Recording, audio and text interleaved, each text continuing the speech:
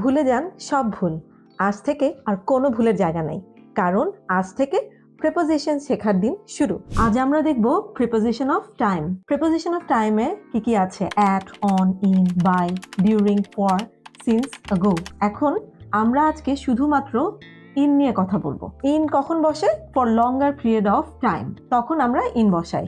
যেমন মান্থস এর আগে আমরা ইন বসাই, ইয়ারের আগে, সিজনস এর আগে, ফার্স্ট অফ দ্য ডে এর আগে এবং সেঞ্চুরির আগে। আমরা একটু এক্সাম্পল দিয়ে দেখে নিই। যেমন she was born dash October. এখানে যেহেতু মান্থ বলা হয়েছে, তাহলে এখানে আমাদের কি বসাতে হবে? ইন বসাতে হবে। আমরা এটা খুব ভালো করেই জানি। শি ওয়াজ বর্ন ড্যাশ 2000, তাহলে এখানে আমার ইয়ার বোঝানো হয়েছে, তাহলে এখানেও আমার ইন হবে। Okay, I love swimming dash summer. সামারটা সিজন বোঝানো হচ্ছে, তাহলে এখানেও আমার ইন হবে। Okay, parts of the day, I usually read dash the morning. তাহলে মর্নিংটা হচ্ছে আমার দিনের একটা পার্ট, মর্নিং, তাহলে এখানেও আমার ইন হবে। The car was invented dash the 20th century। এখানে আমার সেঞ্চুরিজ এর কথা বলা হয়েছে, তাহলে এখানেও ইন হবে।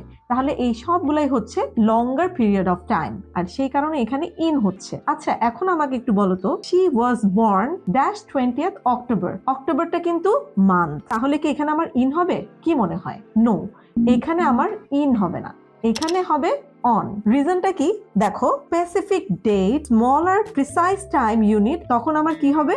অন হবে। তাহলে এখানে কিন্তু 29, এখানে যদিও মান্থ আছে কিন্তু মান্থের আগে আমার ডেট আছে এবং ডেটের জন্য আমার এখানে অন হয়ে যাবে। তাহলে এমফাসিস করা হবে ডেটে, নট মান্থে। ঠিক একইভাবে she was born in 29 October 2000, নাকি অন হবে? যদিও আমার এখানে 2000 আছে, মানে এই যে ইয়ারটা আছে, ইয়ার থাকলে ইন বসাতে হয়, কিন্তু এখানে ইন হবে না।